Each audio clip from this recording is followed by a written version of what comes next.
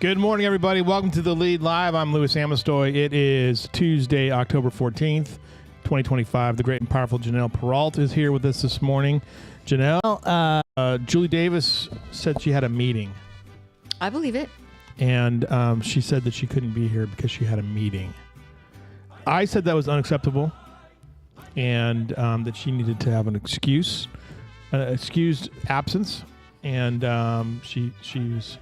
she was like, yeah, Louis. So just I can't believe that we're keeping her too busy. She needs to be on the show every Tuesday and Friday. People love it.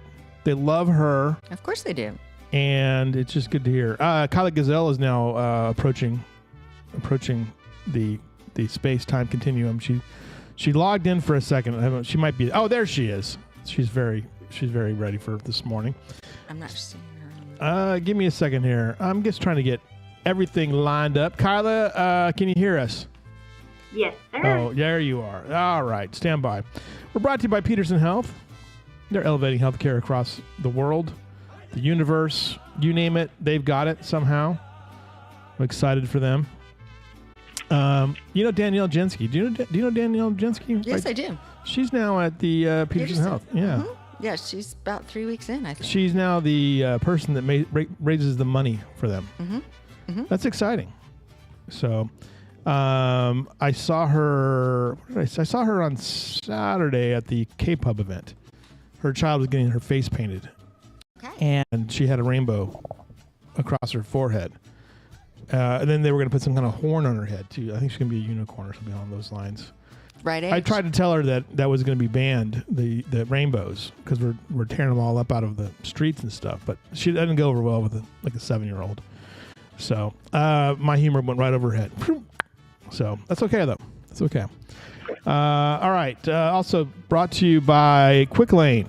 For all your service needs, make an appointment today at 8302-5755-57. Quick Lane is the place to go. There's a lot of cool Ford trucks available for you there at Quick Lane. They can also get you at Ken Civil Ford. For all your service needs, go visit them today. They also have the cool mobile service van that apparently works on Doug's vehicle once in a while, or one of his vehicles. So there you go. This is a familiar face that we have in town here, Janelle Peralt, JP Properties, TX.com. She is she's rad.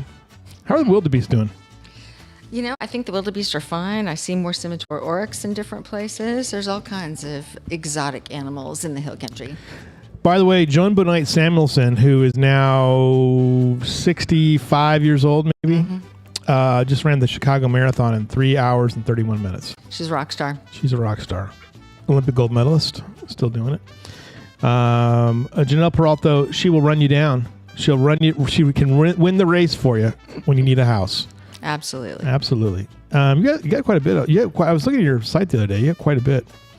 I'm always intrigued by the houses or the condos that are available for rent in that. Mm-hmm. We've got a good one. That tower. Yeah, it's real nice. Also, SLS Partnership. Scott Shellhays and his team over there. They can get you into a house, a building of some sort, a new bank maybe. So. Also, don't forget, you need to get out on the trail this weekend and ride your bike. It's trail ready. The Hill Country Bicycle Works can take care of you on that. They are pretty awesome, too. Don't forget that Renewed Pathways is the microcurrent therapy, which I need to try. I really need to try. I need to be able to give you guys a full report of how awesome it is. Mm-hmm. So don't forget to visit those guys today. Our friends over at Kerr Connect. They are pretty rad, too. They have volunteer opportunities for everybody who needs to get people out into a car and get people to the rides they need. This is one of the best nonprofit organizations in our community, and they need help with drivers. So if you have some time and you have a nice vehicle, I think you should do it. I think Kelly Hagemeyer, who works for the city, should volunteer for Kerr Connect. She has a big Escalade. Okay. So... she could do the town car service. So, also, don't forget that if you need some physical therapy or some freezing, Salt Wellness can do it for you. They've got some great massage therapy as well. Don't listen to your body. take care of your body and go have the treatment done. It's worth it. It's health care. So let me fix this real quick so we can get this over here. Here's another one for you. This is, we're blocking poor Kyla's face, but Friends, this is the Friends Veterinary Clinic, is now open up there on the Bandera Highway. 1294 Bandera Highway. They're experienced hands, compassionate hearts. They offer pet wellness, dental care, surgery, diagnostics, and after-hours emergency care. They're led by Dr. Samantha McIntosh, I should say. Contact them today. We'll send that out there later, but they're on Bandera Highway. Stop by and say hi to them. Leslie took her critters to them. Yeah, she said she had a couple fosters. Yeah, and she was very happy. I was told, by the way, that I can't say that they're in the mafia anymore, but Cartwheels, Cart & Co. Mm-hmm. They you need lunch, you need a gluten-free cookie, you need a monster cookie. If you need ready to go meals, Cart & Co. or Cartwheels Catering can help you out with that. They do weddings, they do big events, they get their team together and they make things happen. They always have. I always can tell when Cart & Co. is doing something, or Cartwheels is doing something fun, because I don't know how many times I've been to an event and they've been the caterer. Yeah, they do cater a lot of stuff. They do a good job. So speaking of good jobs, our good friend over at South Star Bank, she's putting up with Jeff Harris today. There she is. How are you? Good morning. I'm good. How are y'all? We're good. Great. It's Tuesday. It's Tuesday, October 14th. We're halfway through it almost. So halfway through. I mean, it's hard. Here one day. I know, hard to believe. You're back to work today after the mighty Indigenous Peoples Day, a.k.a. Columbus Day, a.k.a. World Genocide Day, but depending on how you look at it. So it's okay. All right, continue on. What's going on in the bank? Good morning. We're doing good. I mean, as you saw last week, we are all decorated. It's a great combination between birthday and Halloween decorations that we've got going on right now. Because we're celebrating 105 years this 105. month. And so, yeah, it's really cute. Come by. We have treats every Friday. I mean, we have cookies in the lobby every day anyways, but on Friday we make it extra special with like sugar cookies or maybe cupcakes this week. We're not sure yet, but we'll get there. Because we're also still running our youth promo for the savings account. So if you come in with your kiddos, open them up a savings account with a $25 deposit, the next day we credit that account $105 in honor of our 105th birthday. And just as a little incentive for That's the nice. kids' savings account. Yeah, and you're earning 1% on that savings. No. There's no monthly daily balance you have to maintain. There's no maintenance fees or service charges. Why would you or not anything do like that? That's the question. Cash Why? your kids. Yeah. Why would you I know. not do that? Sign these kids up. $25 for $105, Right. I think. And there's no stipulations or Right. anything like that. There's no hidden verbiage in there that it's that you have to have it for a certain amount of time. But why wouldn't you? You do need And to get plus that we done. also- Right. yeah, and we got stellar student checking accounts too. So same thing, $25 just to get the deposit in there. Your kid gets a debit card with only a $250 limit on there, so they can't be going crazy. But then after that, you don't have to worry about maintaining a certain balance in their account or fees racking up on their account or anything like that. So we've got the checking and the savings for them. Absolutely. Man, I made a good cup of coffee today. I got to tell you guys real I can quick. smell it. Like, it's so good. Oh, it's exactly what I needed this morning. Kyla, what are you going to do for Halloween? Are you going to do a trunk or treat thing over there at the bank, or what's going on? Do you know yet? We are not this year. We, as you saw last year, we did, and it was very popular and very busy, and I loved that. But it was hard. It was kind of like the only one out there because it was still during operating hours. Right. So, but we are going to do something next month for our customers, kind of like a customer appreciation day with like Thanksgiving crafts for the kids and other things to come. But of course, our doors are open to anybody. What's so you your don't have to just be- what's your costume going to be? I was just looking at some photos and I found the ones of you in the Minion costume. I think that was last year, right? Yes, last year we were all Minions. But what was This year we Jeff? are Was he a doing- hobo? What was he exactly? He was, what is the Minions? Gru. No, that's right. He was Gru. Gru. Right. Yeah. Mm-hmm. That makes sense for him. So. Yeah, and we are all dressing up still this year. So y'all will have to come see. We'll upload pictures too, because everybody, it's all the banks or all the branches. We always have a Halloween contest, so all the branches take it very seriously too. So we try to be creative with it. I'm sure that your team will win it. I'm sure. I feel strongly about that. It's on a Friday this year too. Yeah, isn't it's on a Friday. Yeah. There's a lot going on that week. All right, good job. That's always good to see you. Thank you for being here. Thank y'all for having me. All right, see you later. Don't forget Bye, y'all. that Croctoberfest is coming October 25th from 9 to what is it? 9 to I can't read that. Jeez. 9 to 1. 9 to 1 at the Croc. They're going to have rides, pumpkin carving, a cakewalk, food vendors, bounce houses, petting zoo, face paint, live music. That's on October 25th from 9 to 1. It's free. There are some paid activities that they're going to have like an upsell to it, but for the most part, this is going to be a free event. So, Croctoberfest. There you go. Mm-hmm. Janelle, how you been? How was your weekend? What did you do? Stuff around the house for the most part. Yeah. And that was it. Pretty much. Catching up on some things. Friday was busy. We were catching up and doing things over the weekend. Right. I made dinner last night. Let me tell you, it was a disaster. Oh dear. Yeah. I tried to make a fried chicken.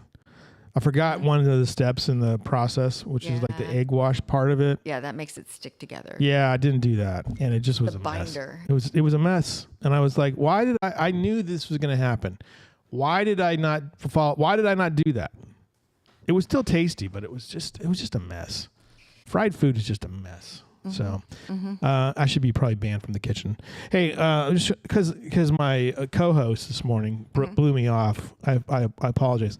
I worked very hard to try to get people to come co-host the show. I must have like body odor issues or something like that. I couldn't get anybody to do it. But I have you though. Well, I know you're great though. Consolation prize. You're sitting far enough away from me that you probably can't smell me. We're supposed to have the coffee smells good. The coffee no smells, complaints. that is putting up a barrier between the two of us. Gotcha. Chris Distel is supposed to join us from Schreiner, but he's running late, I guess. So we'll get to him here momentarily. Today, the Hill Country Camera Club meets at the Arts and Cultural Center. There is a ton of stuff going on this week, by the way. I just bear with me. I want to get through all this stuff here.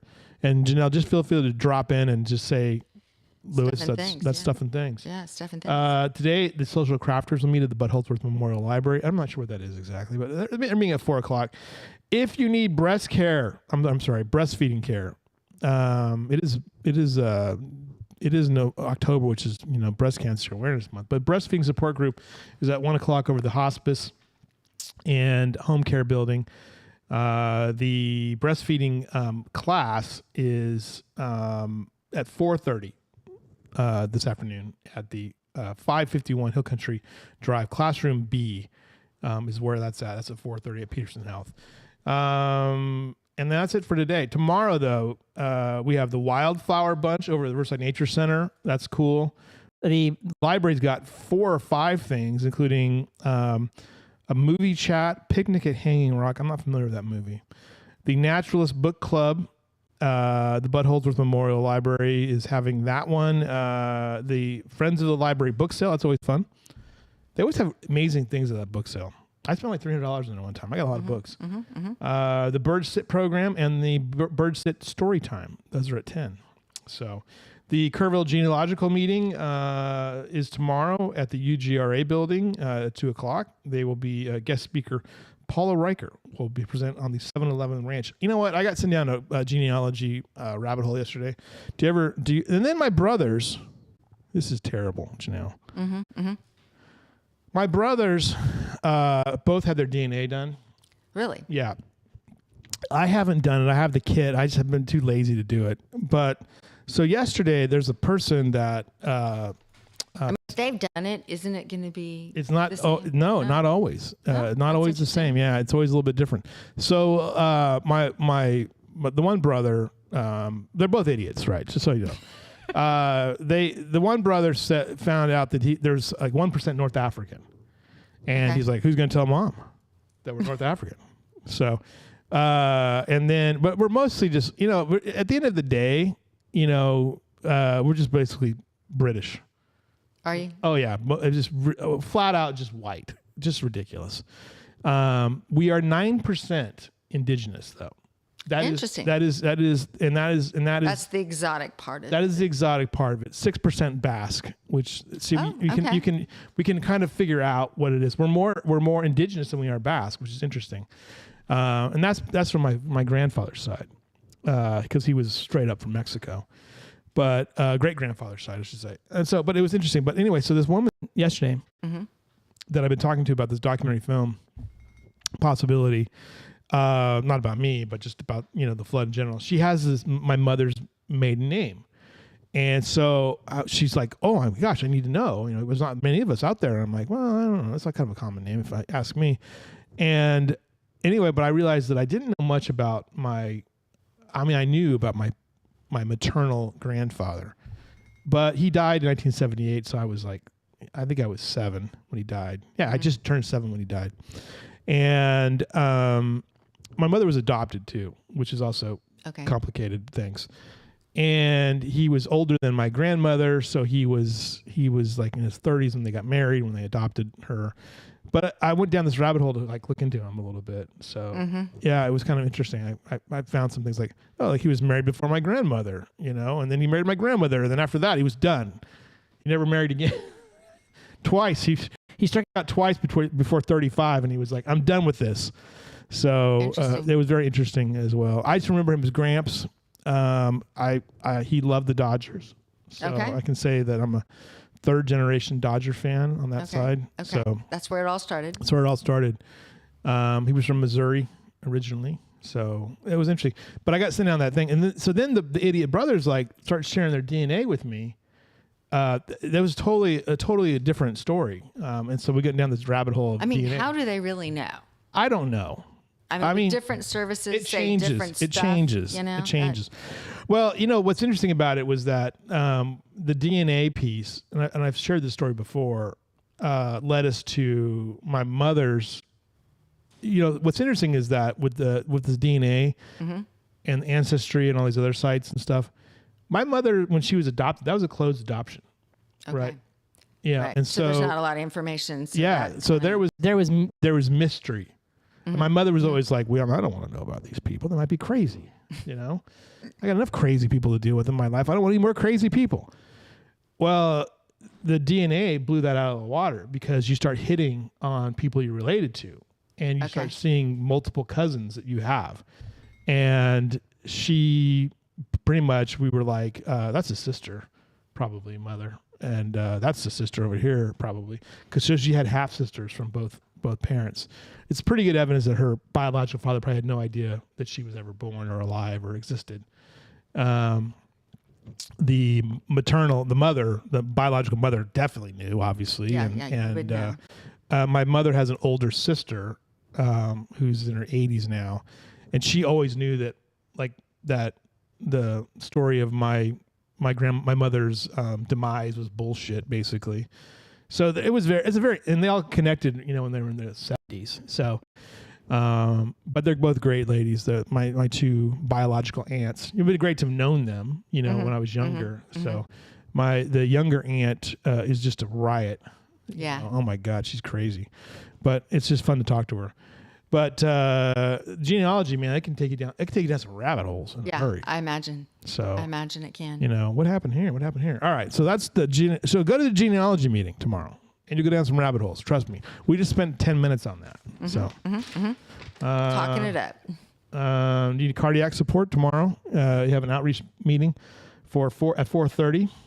Tomorrow on Thursday, though, it's the big day. There's lots of going on Thursday. It's the headlining act is the Tybee Hall of Fame induction ceremony and banquet at the Hill Country Youth Event Center at 6:00. They're inducting Jesse Hinton, who's a longtime trainer for TFND. He's also for Ingram Tom Moore, so he will do that as well. There's some library events tomorrow. The Duplo Club, Duplo are Legos, and the Mystery Book Club will meet at noon. They'll discuss open carry by Mark Cameron. There's a job fair at the Hill Country Veterans Center. There is the Suicide Loss Survivor Group at the Hospice and Home Care Building at 5:30, and the Ostomy Support Group. I'm not sure I know what that is exactly. They meet at 6 at the Peterson Regional Medical Center Education Conference Room. And here's them tomorrow on Thursday at Tail Chasers at 5:30. The Texas X's will be there. That's the University of Texas people. Correct. Guess, right? Alum. Mm-hmm. Yeah. That's it for tomorrow. Oh, there's Thursday trivia at Arcadia Live. There's a tribute concert. Oh, Thursday is that this should be spectacular, by the way. The A Time to Remember, the Trinity University concert with the Symphony of the Hills. Mm-hmm. That's at 7:30 down That's a fundraiser, isn't it? Yeah, it's a fundraiser. It's Trinity Music Department and the Symphony of the Hills. They will offer a flood benefit concert, general admission by donation. All proceeds go to the flood relief. For more information, click there. Which is not there. So there you go. Plenty to do. Plenty you to do. Should not be bored. You should not be bored. If it wasn't the TFND, is that Thursday? Wait a minute, that's Thursday, right? Wait a minute, did I have that right? Let me see here. Wednesday. Thursday is the TFND Hall of Fame thing. There's more coming Friday, Saturday, and Sunday. There's tons of live music this weekend. So there you go. Did you read my newsletter this morning? I did. Did you have any reactions to the anything? Conservancy? I had a lot. I had a lot of reaction to that, just because I remember how hard we fought to just get our basic river trail done, and that just seems light years ahead of where we were in like 2011 ish. Now, correct me if I'm wrong. Oh, here comes somebody. Let me see here. Enter. Bring yourself before me. Oh, come on here. Oh, good. Come on in here. Yeah. Hi, Oh, good. Hey, come on in. Have a seat. We're talking about stuff, so just jump in. Pull up a chair. Pull up a chair. Yeah. Pull up a chair. You're okay. All right. Here we go. The idea, Janelle, is I've said this before. I've talked about this quite a bit. You know, I was amazed at Central Park in New York City, and so I've been stewing on this for a long time. And there are other examples of public-private partnerships when it comes to parks here. So we went through and wrote an extensive letter to their op-ed, basically, and just mapping out the fact that this is an opportunity for us now to really shape this and the future of the park. Now, when the River Trail was going in, what was that like? You know, even though it was voter approved, still so much resistance to getting it done. And like many projects, if you table them or push them back, they become more expensive and they get more complicated. Right. And it was kind of a throwdown even after it was voter approved to actually get it in place. People did not believe in it, right? Yeah, and you know, I mean, of course, I have a real estate slant on it because that's what I do for a living. But there were lots of property investors that really felt like every nickel spent in this town should be some sort of infrastructure play for their properties. Exactly. And no one really got the river trail thing. And I still, even up to the flood, think it's one of the number one recruiting tools for many of the local employers because it's a quality of life center thing. I think that quality of life, lifestyle, I think if you're really going to push the health part in being a healthy community, you got to have people moving around. And you're creating a place for people to move around. And it's fun to see all of humanity. I mean, I haven't been down there this week since the reopening of parts, but you know, if I went down and did a run, I always enjoyed seeing all of humanity out there doing whatever they were fishing or riding a tricycle or it's the dog or whatever's going on.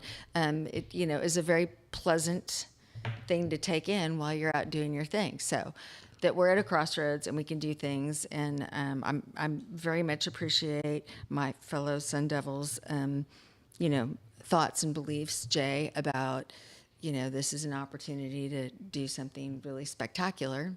Right. And I we're not trying to upgrade current things. No. It's all gone. We have to do it all again. And I think the issue now is, you know, one of the things I guess a couple of things happened, you know, over the weekend. One, I ran into somebody that I know from Schreiner, And she made the comment to me that it just is hard to go through the river trail right now. There's a lot, it's a lot to unpack. And I agree. And my feeling is that I don't feel like there was this rush to clean everything up. Right. And it just feels and it looks that way. It looks like there was not a lot of care or thought into like cut these trees down. Like, I don't think if they wouldn't have sent somebody in there to say, protect these trees, they might have cut them all down. I don't know. I mean, it just feels so rushed. There's clear damage. Businesses and contracts are only going to be expedient. Yeah, it's expedient. If you're looking for thoughtful handwork, right? That's a volunteer I know. play. I know. And this is and not so a business play. Now it's all cleaned out, everything. And the question gets down to is that what does it look like? My belief has been even before the flood that the river trail, and I call it the Greater Louise Hayes Complex, which is going all the way from Kerrville Schreiner Park and the east side all the way west to Thompson Bridge and Nimitz Lake. And how do we protect that long term? And I kind of laid out some ideas that we came up with, and how to make it work. And there's so many examples of this. And we do it strategically, and we include the Riverside Nature Center. We include what's going to become the Guadalupe River Center as well into this as key stakeholders and parts of a greater conservancy. And, the first real true example of this was the development of the Central Park plan, which, by the way, I'm just going to earmuffs for some of you out there. It was George Soros who helped get that stood up. And, but, even through the years, the Conservancy has done lots of public-private, even Trump was involved in that Conservancy, I believe, with some of his projects to help, bolster the park, because the park is such a tourism driver. It's a centerpiece. It's a centerpiece. Manhattan, Yeah. without question. Yeah. I mean, and it doesn't have to be, we're not trying to replicate New York City here, but this park will outlive us, all of us, and it'll continue to be a special place for us, long term. And how do we ensure that approval, and that care long term? Well, I think a conservancy that, fosters, better management practices for this, volunteer opportunities across the board. There's just a really great thing. How do we have the conversation? Well, we got to get it in front of people. So this is the first step. And how you line out how a structure like that's going to look is going to be critical, because you've already brought up in the last week or so how if you have leadership positions that are campaigning for a certain type of business or organization, that can run amok. We definitely have a part of the community that's working on trying to get the Guadalupe River Center done. Again, that's receiving the same sort of controversy that the River Trail did in its day. I think the Riverside Nature Center has, more than really performed and been integral and, the sort of a bloodline to where we are with our river trail, where we are with our conservancy, where we are in lots of different ways there. So somebody really smart is going to have to figure out how you're going to layer all these puzzle pieces together. Yep. You don't have a single agenda running, how it's directed, and that's big. That is big, and I think we can do it. And I don't know. I know who can lead it. And he's not. He heard he texted me this morning. I actually gotten a lot of response on this already. From people who are saying, "Well, this is a great idea. How do we make it happen?" I'm like, "Well, that's a great question. How do we have it happen?" So I don't know. I've been stewing on a town hall meeting like we did with our AI thing to kind of say, how do we stand this up? How do we make this work? Yeah, because I like? think that you've got competing interests, and so whoever's going to that top position can't be overly tied in with any one of them. Exactly. Which is kind of the hard part of getting something going, is it usually has to be someone particularly passionate about a key piece. I'm a fundamental believer in the Riverside Nature Center. I think Becky Etzer is one of our stars. I think so too. The Guadalupe River Center, I know there's some people who are detracting of it from it as time. Like, is it appropriate now? I'm like, I think it is. I think it'll be fine. I think that when we look at this, long term, that we have the people in place. We have volunteers. We have the money. We have the money now to start it. There's probably a funding mechanism in place. I was struck by. Now, you didn't go to the Rotary meeting last week, did you? Mm-hmm. Oh, you were there. That's right. They had dogs. Yeah, they had dogs there, right? Yeah, that was that. You were there for the dogs. Yeah, I was mauling the puppies. The puppies. Yes. Mm-hmm. The ladies from Wimberley made a couple of interesting points that I thought was really compelling. Yeah, I called Julie about one of them. Did you? How that Wimberley changed after the 2015 flood. It became a destination for the arts and food, and there's I found some of her comments that they kind of went corporate on some things isn't necessarily what I would call a goal here. And I wouldn't call it upscale. Right. I feel like we celebrate the small business person more, and having a bunch of chains come in wouldn't make me feel elevated here in Kerrville, Texas, as she described. But, I'm sorry, folks, we don't need an Olive Garden. We just don't need it. But I know you want it. We don't need it. But I think that's where we're at with this. But there were some things that struck me. I didn't know what to expect from that presentation, but there's some things that kind of struck me. Oh yeah, I was struck. You can cast Julie. Okay. All right. Did you want to share that, or do you want to plead the fifth? Well, yeah. I'm happy to share it. I have nothing to hide about it. Yeah. But what was your thought on that? She made a comment that, longer story longer, their organization, we're Rotarians, so we believe in these things, have made a point of going to all the towns, drivable, that are having some sort of tragedy to show support and help them through that was what they do. Yeah. And so she said when they went to Uvalde that it was uncomfortable because the town was completely torn apart with anger and blame game and all those things going on. Yeah. As much as like it is here in Kerrville. Yeah. I said, come again. Yeah. That was a shocking outside look at, I'm not saying that, it was a scientific study, but, I picked up the phone and started calling people because, yeah, that was, sometimes you can't see the forest through the trees. And so I was calling people really fast on that one. Exactly. I think that's the thing that it was nice to hear an outside voice. And I recommend, absolutely. I recommended, I should have done more with that, but it was interesting to listen to that as well.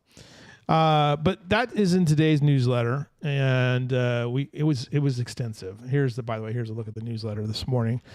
If you don't subscribe to the lead, by the way, Monday through Thursday, this is what you're going to miss. Oh, there's a lovely house you have for sale. Mm-hmm. Let me scroll down here. Oh, let me start. Oh, you're not seeing it. There it is. Yeah, there it is. Sorry. Yes, showing start tomorrow. Tomorrow. Mm-hmm. That's right, because tomorrow's the 15th. Yes, it is. The Water Street Festival. I Festival. hope all you people who extended your tax returns are ready to go now. The Water Street Festival, by the way, is coming up next weekend. Let me scroll through this. The other story that really, all right, this is just too much. I don't want to deal with this. All right, enough. You get the idea. You went to a lot of meetings yesterday. I did. Well, yesterday, Dan Patrick, Lieutenant Governor, and Dustin Burrows, who's the Speaker of the House, threw down the gauntlet, and they said, we are going to have another investigation into July 4th. July 4th. And they called out Camp Mystic, which I don't know how I feel about this. Some of this stuff drives me crazy. He makes me crazy because he kind of shoots his mouth off a lot. Let me see here. This is what he says. I was shocked to see Camp Mystic begin signing up campers for next year with so many questions unanswered about what happened that fateful morning. Camp Mystic has not spoken publicly on the record as to what happened that morning. And that's true. He's right. The families who lost their precious daughters deserve answers, as do all Texans, on exactly what happened on July 4th, Patrick said. Well, here's what happened on July 4th, Dan. We had a big storm, and it caused mayhem, and there was a lot of flooding. And a lot of people weren't prepared. And oh, by the way, Highway 39, which is operated by the state of Texas and probably the federal government too, isn't designed for people to escape from. There's, I mean, it's like clearly we were talking about the blame game right here, a minute ago. Look, Mystic has made some big mistakes. I'll be honest with you here. They're moving this camp part is going to be in another part of the facility of their property. It's going to be back on Cypress Creek. I think it's called Cypress Lake is the name of their actual thing. They claim it's not in the floodplain. The FEMA maps kind of say different there, but it's a little bit higher up. They can accommodate those kids there. I don't know how these camps are going to survive under the current legislation. So I think if you're going to have a conversation about how to best administer practices with this, I think that's a good conversation to have. But just to assess blame solely on Mystic, you're not talking about where's the RV discussions? More people died at HTRTX campground than any other place. But we're not talking about that. We're talking about Mystic. And I know why. I know why. I get it. So a couple other things, too, before we get to other things. Kerrville City Council to consider a new tax district, which is the Whiskey Springs development. That's going to be the one that's over there on the north side of Interstate 10. You can already see the golf course kind of shaping up a little bit. That's going to be in tonight's city council meeting. They're going to do some honors for the fire department. That meeting is at 6:00. The commissioner's court, which they've got some challenges. They are meeting today. By the way, Tom Jones formally announced his candidacy for the judge. There's another candidate in it as well, and his name is blanking on me again. We have all these candidates running now. Stewart something, yes. Yes. Stewart, I think Stewart's his last name. Correct. Yeah. Is it Stephen Stewart? I don't know. I have to look it up. I should have it on top of my head. But Bobby Templeton is going to run for Precinct 4 now. Excellent. Against Bubba Walters. Bubba Walters used to be the Ingram Tombor coach. And I think he coached Center Point for a little while. And then he's also running for Precinct 4 to succeed Don Harris. Templeton was going to originally run for the county judge, but then he has another job, and so he can't do that. REK can perform a Christmas show at Arcadia. That's great. Are you an Arcadia person? Do you like him? Do you like his music? I don't listen to a lot of folk music, but I appreciate local artists and live performances, and I like Christmas. So Okay, can't go wrong with Can't go wrong with Christmas. Now those tickets are on sale now at Arcadia Live. They might be sold out already. I don't know. Arcadia is really good at selling tickets. And then the Fleece and Fiber Show comes back to town next week, October 24th to 26th at the Hill Country Youth Event Center. This is Texas Make It and Wool Fashion Show. It's kind of fun to watch. It's actually, I think, in the back of that. So you can go back there and do that. All right. Speaking of cool things, guess who's here? The Parachinis are here. They just stormed on this morning. Well, they probably were invited. I just probably forgot. But we stormed on because we wanted to bring you order forms. Oh, good. Let me have one of those. Let me put one of those out. All right. What do you how's it looking for this week? It looks great. Yeah. Yes. How many flags are out there? 500 flags. 500 flags. Perfect row. Okay. And I shared on our Facebook page, Gunny's Warriors on Facebook. I shared some of your videos. Oh, good. If you don't mind. No, absolutely. Of a precious little girl saying the Pledge of Allegiance the first year. If you remember that's that. right. Yeah. Yes.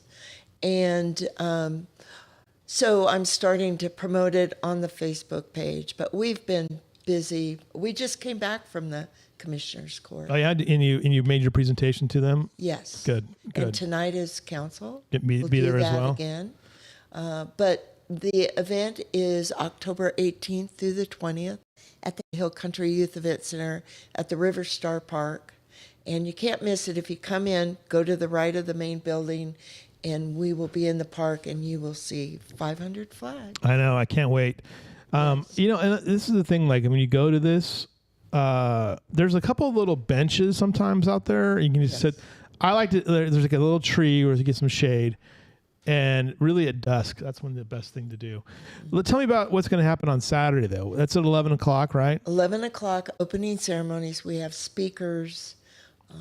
The Tybee ROTC, Junior ROTC, does the color guard and presentation of colors. And then we have the 3 speakers, which are Dr. Ringo. Oh yeah, he's good. Yes. He'll talk. Here's what he'll talk about. His 1 year at West Point, UT football, and he'll probably talk about that being on the Kelly Clarkson show.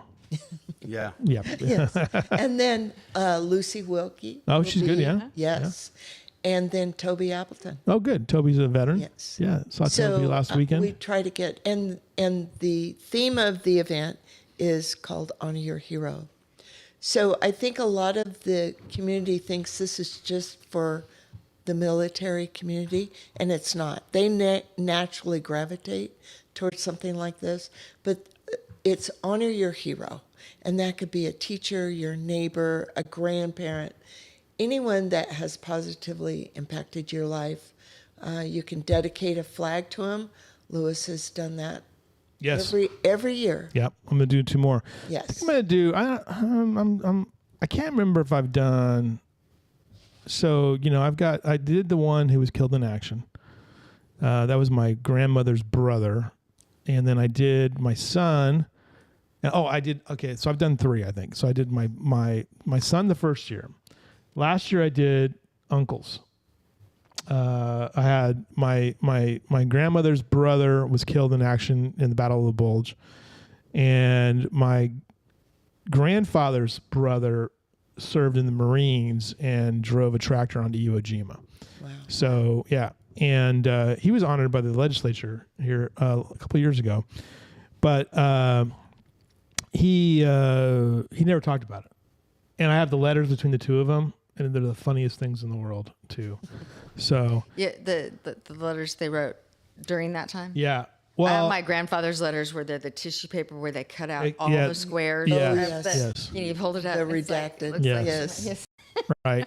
Can't say that. My mother's mother, my grandmother, who's still with us, who'll be 104 in February, she has a whole collection of things because she was kind of a hottie back in those days, right? So she had a lot of men that were messaging her, and so she has these fabulous collection of letters from dudes sending her like cartoons and stuff from the front.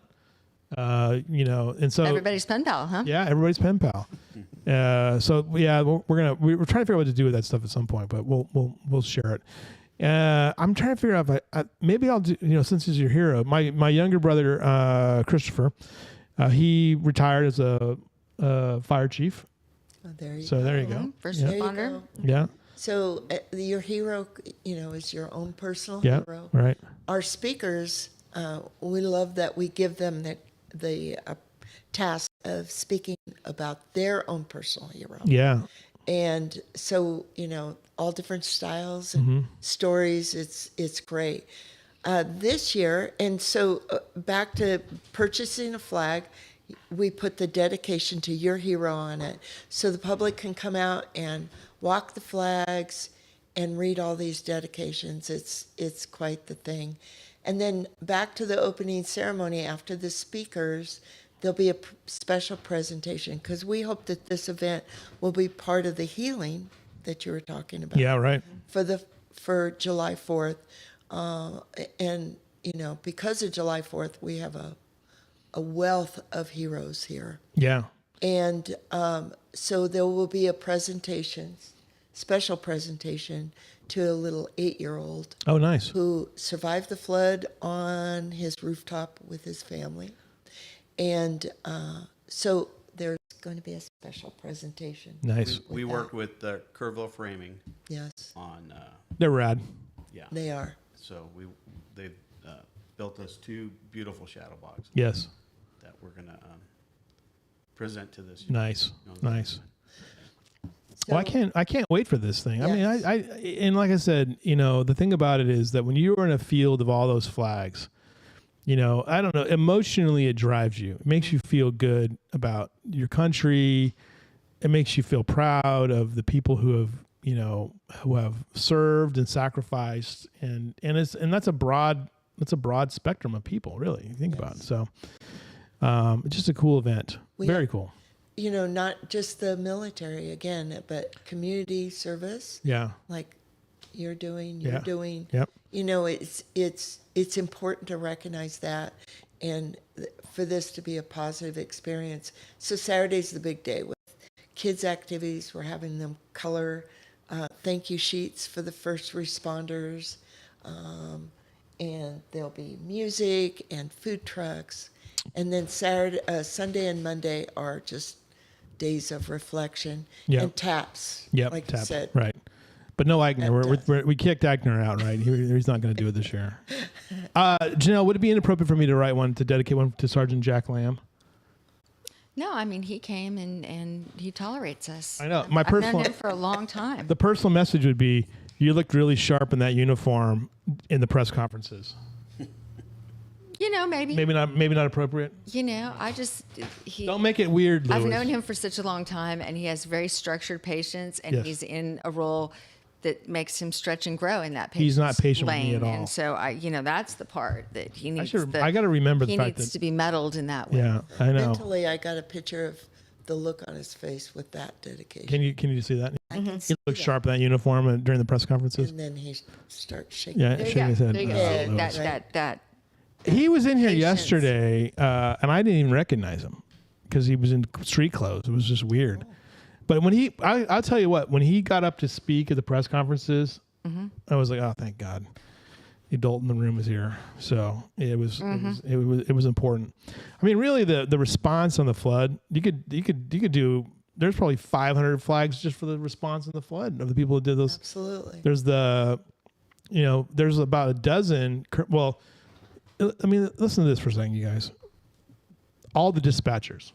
I can't even imagine what dispatch was like. I can't even imagine. I challenge everybody here. This is the challenge. We're going to go forward. All of the dispatchers deserve a flag in their honor. Sergeant Lamb deserves a flag. The two Kerrville cops who were in Hunt. Who's there? Oh, they're closed today. But there's free coffee if you want it. Just grab it. There's some free coffee if you want it. Yeah, grab it. It's drip. You just grab a cup and then pour it for yourself, and then you can Hit go. the red, right? All right.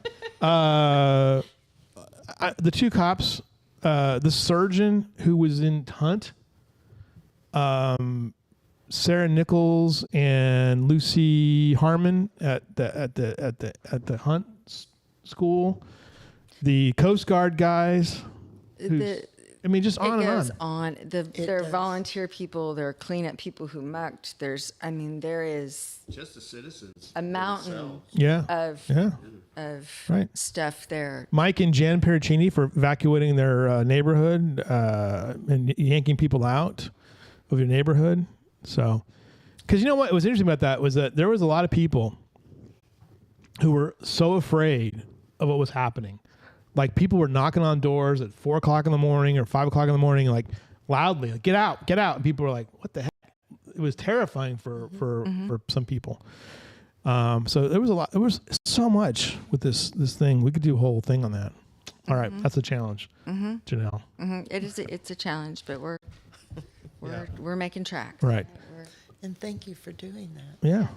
We all are. Takes us all, right? Oh, to there's- do this. Whatever you're good at, passionate about, whatever. Whatever it there's is, room whatever it for is. Just Yep. bring it.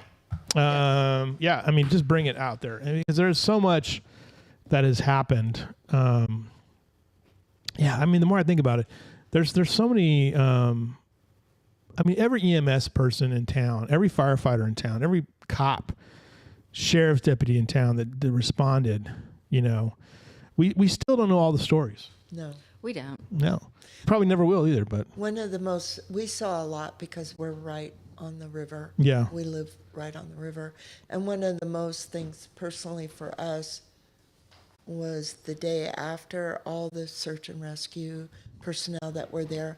But after, I forget the time frame, but when the different agencies from all over the state started leaving, yeah, they were coming back in front of our house to the river to pay their respects Nice. before they went home. nice. And that was something that we witnessed that we'll always have with us. To watch agency after agency drive up, get out of their car, walk down to the river, and come back very emotional. We kept our distance and wanted to give them privacy, but that just speaks of their heart and their dedication to this community. Yeah. Hey, here's a crazy story for you. The city just sent out a press release about this. This is fascinating. City of Kerrville Public Works employees Morgan Vollmer and Marcus Mader recently discovered a 1990 Kansas State University class ring while inspecting the city's sewer system. They call it the wastewater collection system. Persistent sleuthing by Assistant Wastewater Collection Superintendent Lewis Fender uncovered the ring belonged to KSU alumni Randy Fox, who now lives in Washington. And he lived and worked in Kerrville in the mid-1990s and lost the ring in 1996. They have found it, and they returned the ring to Fox, who expressed his appreciation in a call to Fender. The city thanks Morgan, Marcus, and Lewis for their determination to see the ring get back to its owner.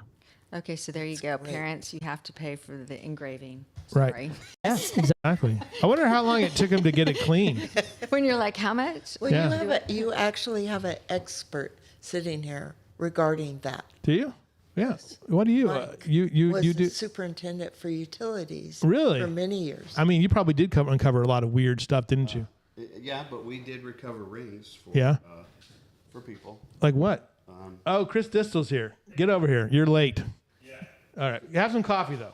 Then come on. Yeah. The one ring that, a number of wedding rings. Put that microphone close to you. Number of wedding rings that, were lost down the sink. Oh yeah. So we were able to retrieve them for the owners. And the biggest one was we were looking for, it was Barry Goldwater's wife's ring. Oh my gosh. Who somebody was staying up in that area who was probably a family member who had that ring. And Yeah.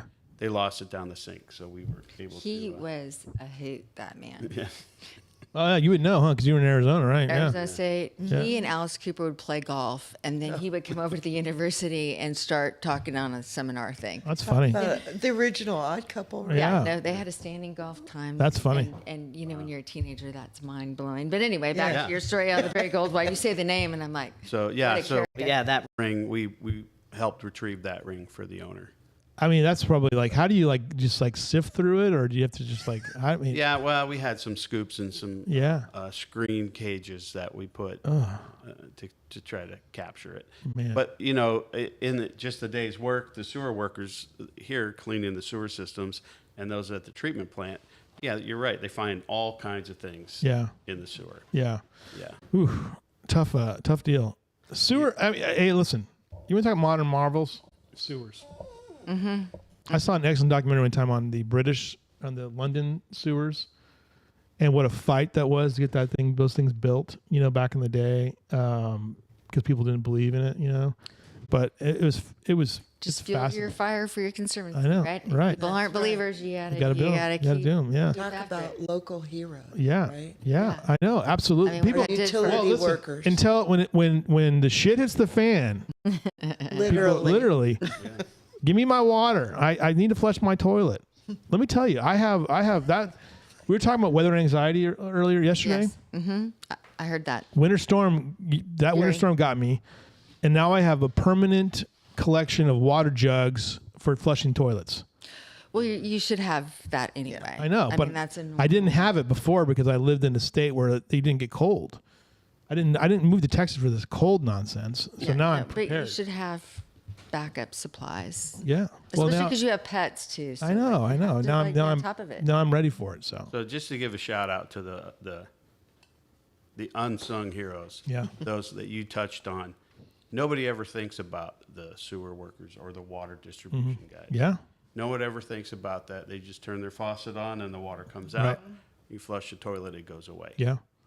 Until there's an issue. Yeah. And then appreciation kicks in. Mhm. Yes. Well, after the usually, but a lot of times people are angry because they want it fixed right now. Yeah. And it's usually at Christmas Eve or during a party or something where there's a lot of people and the toilet's backed up or the system's backed up or there's no water. Yeah. Yeah. I've done, yeah, I haven't done the back end, but I think I've covered all the others and hosting people and what's happening and here's your jug and here's your. It's amazing. It really, I mean, it really is. I mean, I think Stuart Barron, who's the public works guy for the city of Kerrville, he makes presentations, about the sewer, because the lift stations for sewer are easily, they get corroded in a hurry. They're just gross. And he brought pictures of it one day, and he's like, everyone was like, "Oh, Stuart, thank you. We don't need to see that ever again." But I think you should see it because It's mechanical and it'll wear out. it's going to wear out. If you kick the can Yeah. on that maintenance, Yeah. then you're Right. literally going to have Yeah. a storm Right. in your house. Right. This story. This show devolved quickly. Yes, it did. All right. Good But job. we thank you for letting us Hey, interrupt. It's awesome. I'll return these with a check for you tonight at the meeting. Okay. I'll see you guys tonight then. All right. All right. Thank you. Thank you. Chris Distel's here. Come on over, Chris. Yes, sir. Did you want some coffee, man? My coffee this morning is fantastic. It smelled really good. It's a Lone Star blend, by the way, and I just love it. I should try some. I do love the coffee. You should try it.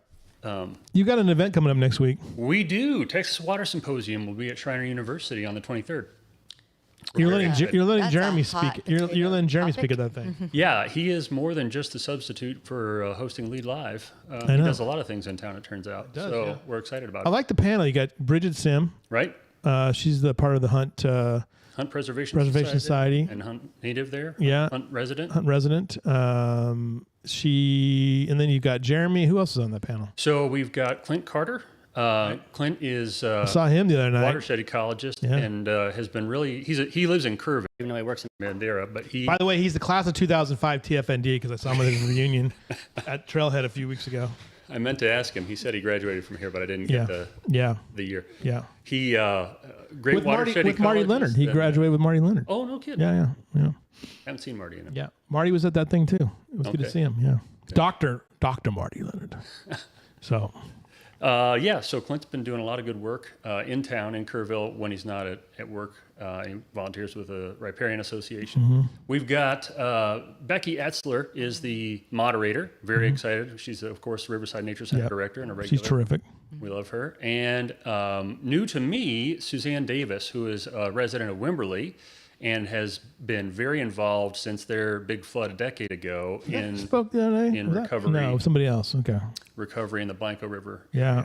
Yeah. There was a speaker last week from CC Carey something. yeah, she was a lawyer, I think, Okay. from Wimberley, talking about that. And there were some interesting things that she said too. I thought that was Yeah, good. A volunteer resident perspective. Yeah. Mm-hmm. Chris, remind us again, like you're a doctor as well, right? I am. You're a doctor. Dr. Distel's here. But tell us what your field of study is. My field of study is primarily in conservation and ecology, but there are not a whole lot of us at Schreiner, of course. So I get to dabble in a lot of fun areas. This includes things like environmental policy, watersheds, both from the environmental and hydrological perspective, Right. but also from the landowner perspective.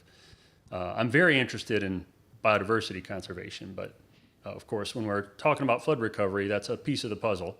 It's not the whole puzzle, but it's one that we get to focus on and hopefully do some good work for. Today, in our newsletter this morning, we had an extensive article about, it was an op-ed. It was the Leeds editorial for this morning, and it was probably the first time I've really written an editorial that was flood recovery related. I've kind of kept out of that but I'm feeling strongly about that. I don't feel like there's two things that bother me. One, I don't feel like there was a lot of care and consideration given to the ecology of the river when they cleaned it up. They just cleaned it up. I heard different stories, Sure. like Texas Park and Wildlife said, do it this way. And everyone's like, no. We're going to put a 400-pound, Again, 400. I've brought you the business side of that. I know. That's- I know. that- I know. how that's It's gonna all go. about- Contracts are expedient. Yeah, I know. Volunteer handwork is what you're talking about. Right. Right. And Well- those are different They're- buckets. That's absolutely true. So part of what this panel on Thursday next week is going to focus on is just that, because usually with the Texas Water Symposium, we bring in folks we do this every year, but we bring in folks who are focused on pressing water issues, but that often leans toward the policy side of things. And I wanted to do something a little bit different. Obviously, the flood is still on everybody's mind here in Kerrville. So I wanted to look at folks who are making a difference on the ground, because a lot of the questions I'm getting are, one, what really happened? And two, what can I do to help? And these are folks who are doing things, and they're doing things from a real grassroots perspective. In fact, it's worth mentioning that this panel doesn't include any elected or appointed officials. That's on purpose. This is folks who are on the ground doing things, volunteering with organizations in the community, and sharing their stories about how they've chipped in. With an environmental bent, but of course it's going to get into cultural things and a little bit of policy from one point and another. Right. You probably do get a lot of questions about why the flood happened, which is the great mystery for a lot of people too. Like, yeah, what is your talking point on that? Well, I don't want to spoil the water symposium. I hope everybody will come. Yeah. It is free and open to the public. Right. It's complicated, right? There are a lot of geological considerations, and I've talked with Lewis a little bit outside about understanding the dimensions and the dynamics of South Fork of the Upper Guadalupe. If you haven't been to the Riverside Nature Center and seen their Guadalupe watershed model, Yeah. If you look at the left side of it, it really does a great job of showing how the South Fork is much more of a funnel, and the cliffs and the contours make it a situation where if you get a lot of rainfall there, it's going to really shunt that very quickly out in a way that's quite different even from the North Fork. Yeah. There's some width areas there in the North Fork that the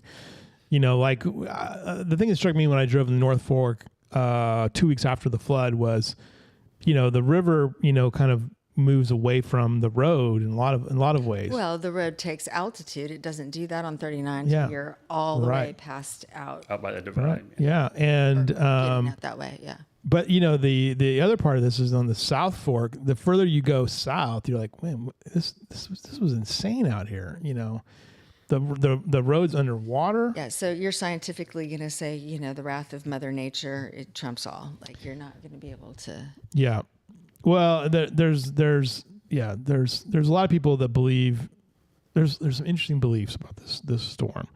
I think Charlie Hastings said it best. He's like, look, yeah, we've had these storms before, but not like this on the South Fork, basically at the headwaters. Right. Nor like the one we had up here in the early 2000s, where you hear when we got the 22 inches just north of the interstate. I think I got here in 2010. Okay, so I think before that. that. Was a little before that. That houses were floating down Quinlan. Yeah. Like Oh, really? Yeah, we'd that's right. never had Yeah. localized rain Yeah. of that extreme amount. Right. In one spot. One spot. Yeah. And it schooled us. Yeah. Right. And we had to change a lot of practices. Actually, there's somebody that's trying to live through that, so I know that is certainly the case. That. But if that happened over there in that yeah, pocket, right. Yep. like, Well, I mean, one of the things that happened, on July 4th was that Town Creek flooded in some ways it hadn't flooded for a while, because that's one of the reasons why I got stuck in the mud was that. it's because we had rain up at the high. Yeah, it flew. It rained, and then the Town Creek had blew out through those apartments that are right across the street from Gibson's. Gibson's parking lot flooded. It's it moved some of like the trash cans. There were some houses that were destroyed. How's that road that connects to Guadalupe Street? You know what I'm talking about? Right across the street from Gibson's. Yeah. Um, I can't think of the name of that right yeah. now. But Town Creek and Quinlan were an interesting situation because unlike, I think it was 5 or 6 years ago, we had a pretty good rise in Town Creek and Quinlan Creek where water really rushed down them. And in this case, there was some downstream flow, but a lot of it was backing up from the river. And it was not the raging flood that we were getting in the main river channel, even though it got quite deep and left a lot of debris and damaged things. Yeah, because rising water was not the inland tsunami. No. That would have been more here. Right. I live at the head springs of Town Creek, and that basin flows down, and you see the same. Johnson Creek's usually the one that does it. Right. You've got that giant canyon, and, Right. and Yeah. it all drains down that direction. I mean, it was interesting though. Like to me, like when you could really see that at Schreiner, on the river trail at Schreiner. Yeah. That backflow, because it backed up into the cemetery. Like you got some interesting things that happened there. Yeah, we still have areas where it's an inch thick of caked Mud. what was mud, but that was riverbed to start with, and yeah. it got brought upstream. Yeah. And then as things settled, it got left on top of the soil there. Yeah. So you can pick up these giant flakes. Yeah. You know, it looks like a piece of Texas toast. Right. Of dried river mud. Good old fashioned dirt clods. Right. Yeah. Good one. Caked dirt clods. Yeah. This event though, well, going back to a couple things too. My point earlier was that, you know, I'm arguing for, you know, a conservancy to kind of sit on top of the Louise Hayes Park area to which includes, you know, the river trail concept all the way to the east and all the way to the west, and how we make that work so that we can, that conservancy. So some people have been really upset. This is kind of a broad discussion here, but a lot of people have been upset about the idea of like the city's going to, you know, put a new playground in, a new splash pad in. They're like, how are you going to get that money? And I'm like, well, there's money for it. There's money available to it. But I also think that a conservancy idea could help with an arborist. It could help with ecologists. So we could do some things there to redo the, you know, rethink some of the things and to improve. I mean, there's a lot to it, a lot to unpack of the future of this deal. Well, That's right. Your private, like if you want people to do thoughtful volunteering, that can't be in the city plan. Right. Yeah. It has to be in that It has to conservancy. be in a private. Yeah. The city can't build a plan Right. and say, okay, well, we're going to get donations for this. We're Yeah, going to get right. free labor for that, Yeah. and Right. that's That's not fair. a business but you have to operation. have city buy-in on it as well. And that's the Yeah, key. no. Certainly on the city property. Yeah. Yeah. That's a good point. Well, the Friends of Timberline was my first Yeah, experience right. with that. That was in where? Mount Hood. Mount Hood. Okay. It's a works program. It's a cool lodge way up on top of the mountain. Yeah. And it got needy over time. And so you have the private operation, and it's on a 99 U.S. Forest lease thing.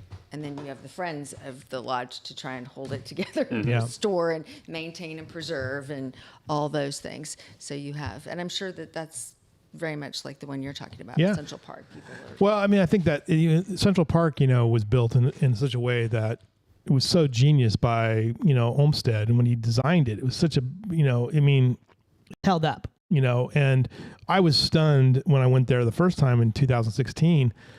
I was like, I didn't expect the park to be as amazing as it is. And I always felt safe in there. I've been there 4 or 5 times since. My grandsons were there with us one time, and they loved it, you know. And not only do you have the natural beauty of the park, which is preserved, but you have a volunteer force that is dedicated, because that thing matters to the residents, to the community. And Louise Hayes Park matters to our community.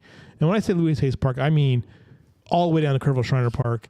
The river matters to people in this community. So I think that's why there's this little groundswell of discussions that you're having on next week. That's right. And the residents absolutely thrive on the river. I mean, the river makes Kerrville in a lot of key ways.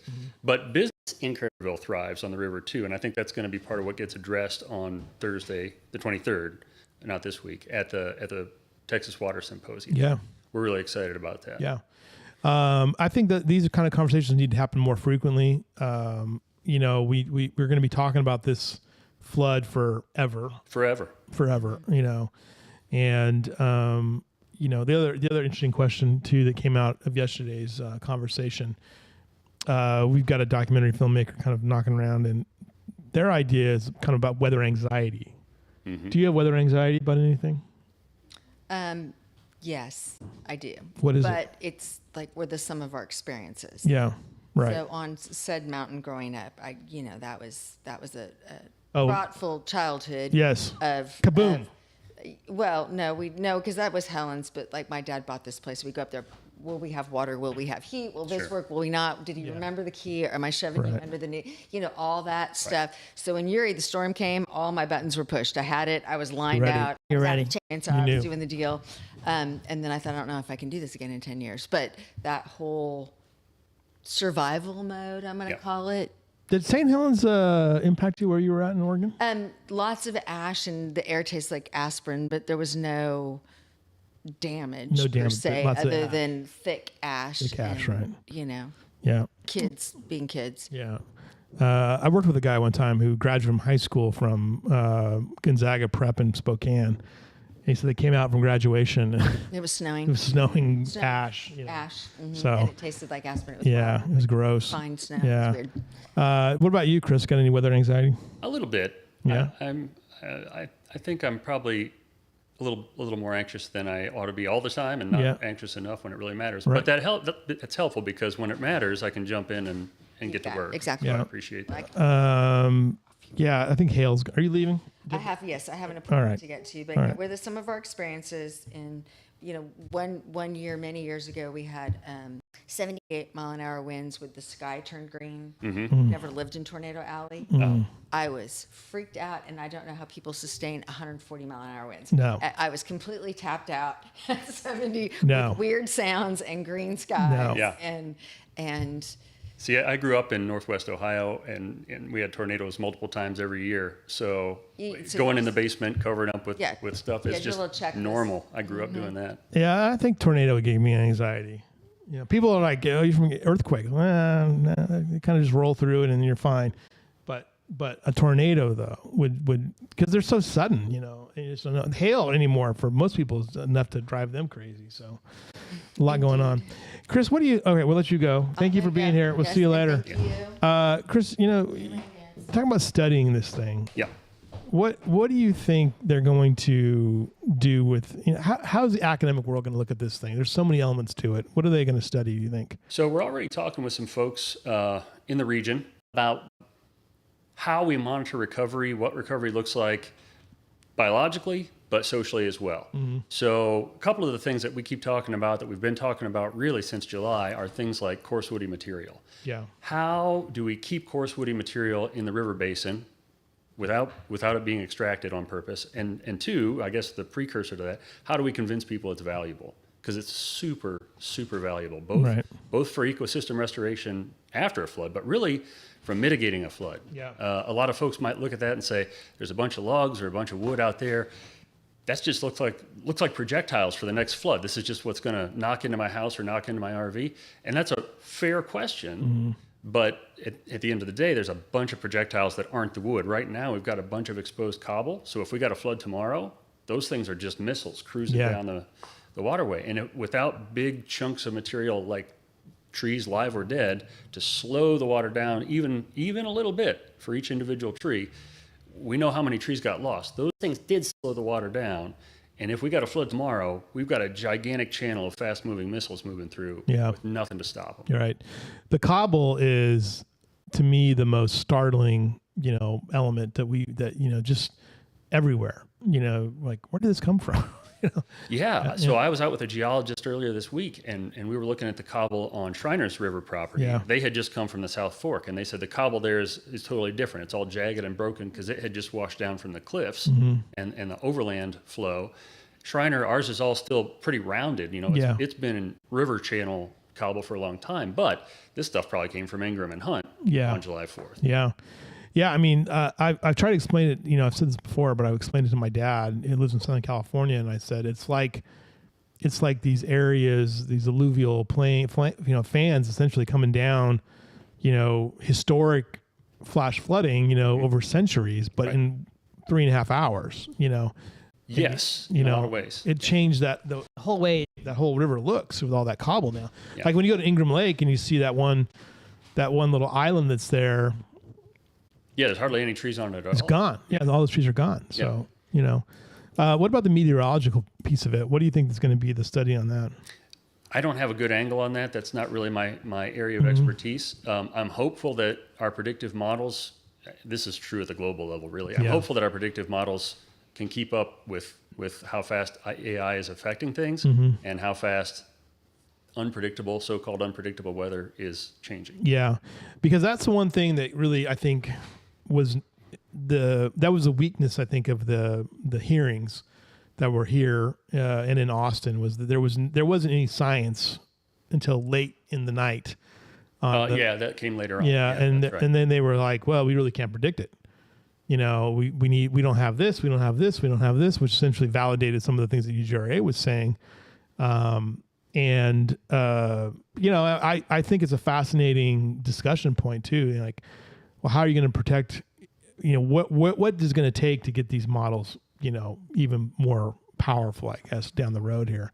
And Nim Kidd, who's the Texas Department of Emergency Management director, was like very, very bluntly said the meteorology just isn't there yet, which is shocking to hear because you're like, man, we can do some really cool things with meteorology these days. We can see things, but that one we couldn't. We can, and I think some of this conversation is about scale. How hyper-localized are we talking about being able to predict? Yeah. Because this thing was not a very big, spatially, No. not a very big storm when all that rain fell. So are we going to be able to say this quarter of this county is going to get a bunch of rain in 48 hours? We're not there yet. Yeah. I mean, when I look at it too, I look at it as like a line, from the southwest to the northeast, basically from Moe Ranch in the north all the way down to River Inn, and just actually a little further west, but just like a line. Because you go to a certain point in West Kerr 2 weeks afterward, it was pretty dry, it was crazy, Dry is complicated in Yeah. hill country. Yeah. Yeah.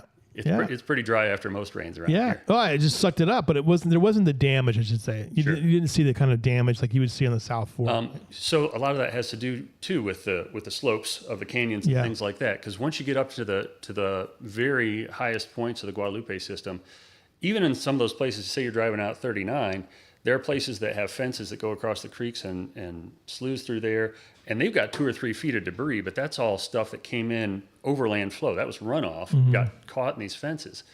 But man, you think about 2 or 3 feet tall running over. It was a river there for just a minute. Yeah. And then all that water ended up in the Guadalupe in just a few short hours. Yeah. I was talking to one of these filmmakers. I said there was a guy at Virginia Tech whose videos I watched. He did a whole series of videos, and he was kind of comparing him to Helene, and how the geology of the terrain, influenced the flooding.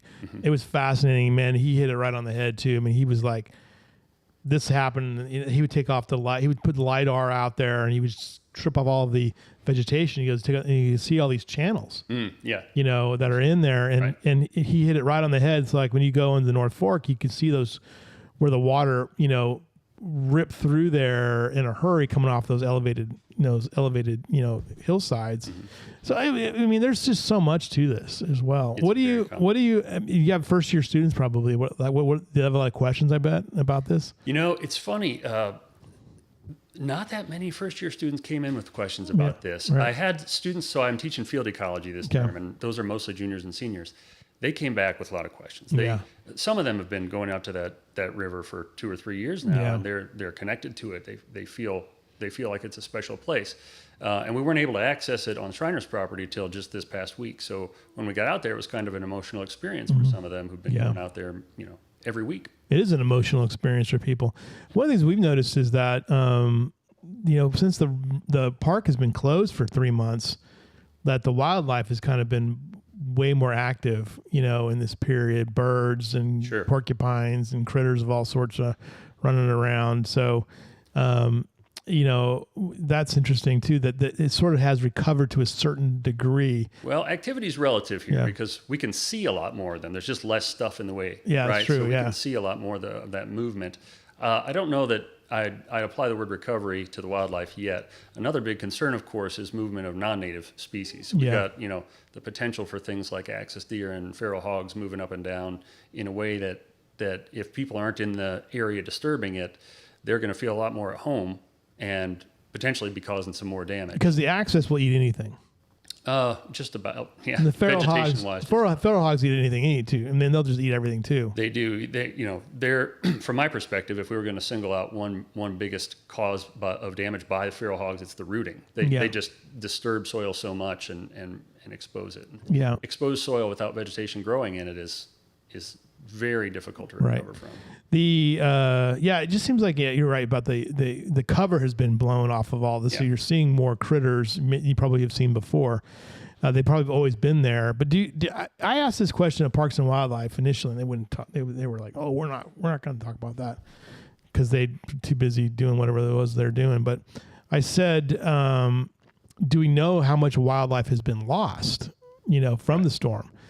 And they wouldn't answer that question. But It's a tricky one to answer. But I think we have some kinds of data. We don't have a perfect survey of all the wildlife throughout the basin, of course, to do before and after comparisons. But we have some data, and so if you look at a citizen science database like iNaturalist, we've got some folks in town who are regular contributors to this. And basically, iNaturalist works by you taking pictures of things you see that are neat and sending them in, and either you identify them or experts will go in and say, the picture's clear enough, I can tell it's this species, and it's got a location with it. So we got a rough abundance estimate of different species. And we've got some folks who've been doing that since the flood. So the data are much thinner since the flood because of access. But I think we're going to be able to track some of the things that were most affected and some of the things that were less affected. It was interesting. I thought about this too, is that, I was a few weeks ago, you could just stand on the overlook there at the pavilion, on Water Street and look down, and you could see, bass in the water below the dam, gar in the water. But that's not really, their chance of survival in that part is pretty slim, right? Or do they make their way back down somewhere else? Or how do they survive that? And they were pretty good sized looking fish for the most part. Yeah, we've documented some big fish, catfish too, and some of the suckers. So we have to think about this from two perspectives. One, there could be a refuge in there, a deep pool or a place right up against the dam. They were able to tolerate the flow, because flow would be less right up against the dam. More likely, those are fish that are new to Kerrville. They were probably living upstream and got washed down. Oh, wow. Because one of the things that I think that came out in one of the hearings was that one of the ecologists that was testifying said that the Guadalupe bass were able to kind of move upstream, out of the way, and they didn't think there was that much damage to the species. But man, we saw a lot of dead fish though. Up and down the river. So there were a lot of dead fish. I think some folks underestimate how many fish are in that waterway, especially fish that aren't necessarily sport fish. So you're not focused on them if you're going out fishing. Right. But it's a really dense ecosystem. It's a pretty neat system. Yeah. I mean, there's just so much to that too. And then the other thing too that I noticed is that when you go, how many fat mucket? Yes. Were moved. This is probably a bigger issue, a more pressing issue, because we've got mussel beds that aren't found, like these species aren't found really anywhere else in the world. Yeah. And if they get moved, can they tolerate the new place, the depth and the flow rate and sun exposure and things like that? Maybe they can. Maybe some of them are in places that are okay, but I think it's going to take some active efforts to place, by experts, let me add, to place fat muckets where they need to be to thrive best. Otherwise, they're at real risk. Well, I mean, already at real risk. Yeah, I mean, you go to Guadalupe Park and you can just see thousands of shells, and I think one of the things that people are like, well, we don't need to be saving that animal. Well, that's just a mussel, but they are critically important to keeping the river water quality normal. That's sane. right. Yeah. Right. So. Yeah. These systems have come to be in a very collaborative way, if you want to think about it that way. I mean, the mussels probably aren't intentionally collaborating, right? But they're growing up and they play a role. The small fish play a role. The worms play a role. There's a lot of animals out there that people don't even know exist. Yeah. Fascinating stuff as well. What were you doing on July 4th? What were you up to? I was getting ready to go have fun with friends that night. Yeah. So we had made plans. There was a lot of chatter about a particular photo that was shared on socials July 3rd of me and some friends several years ago downtown in our mesh tank tops at the 4th of July party. Oh my gosh, right. You do not want to see that these days. But it was a big thing that we were going to go and kind of do the same thing. And then we woke up, it was raining. We thought, wow, big deal. It's rain. It might be a rain out today. And then like a lot of folks have been saying, as information crept in, like we started getting more and more info. I saw you standing on the side of the road near the mall there. Yeah. And we were like, this is a bigger deal than we thought. And then, of course, we started hearing about all the tragedies. Right. Yeah, it was a day none of us will ever forget for sure. And, the thing about weather, and I've said this before, but I'll reiterate it, is that I've been here for 6 years. We've had one extreme weather event after another. We had the winter storm. In 2020, we had a pretty good thunderstorm that damaged a lot of stuff here. Took out my windshield in my car, by the way. Yeah. We had the winter storm in 21, 22, another winter storm, 23. We had that extensive heat wave. Last year we had a flood. This year, of course, we've had multiple weather events Big this year. hail and And now we're back into like this weird sort of mild, warm pattern with no rain, and you can already see its impact on the river again. absolutely. So, yeah. So I think one of the ways that we need to think about the results of the flood, if we're thinking about recovery, is that recovery can't look like trying to get things the way they were on July 3rd. Yeah. Recovery has to look like a new normal. Right. The event is when? Tell us when. 6 p.m., October 23rd, in the Callow Campus Activity Center at Schreiner University, That second is floor. Thursday? Thursday. Thursday night. All right. Free and open to the public. We do have a little link for registration just to let us know kind of how many people to plan for. Yep. That's on Schreiner's website and Hill Country Alliance's website. So if you think you're going to attend and you can just let us know, that'd be helpful. And I should mention, Texas Water Symposium is a partnership between Schreiner University, Hill Country Alliance, and Texas Public Radio. They're going to will record be it. broadcast. Yeah. There you go. All right. Good job. Thanks for being here. Appreciate Thanks it. for having me. Yeah, no Appreciate problem. That's it for today, folks. Tomorrow, Libby will be here. Stacy Laparati Schultz will be here. Hunter Moose, what is his last name? He will be here too. He's running for judge. He's got a story about my grandfather. We'll look forward to that. And then, man, we get right into it. This is a very busy week. So with that, everybody, have a great rest of your day. We'll see you guys again tomorrow.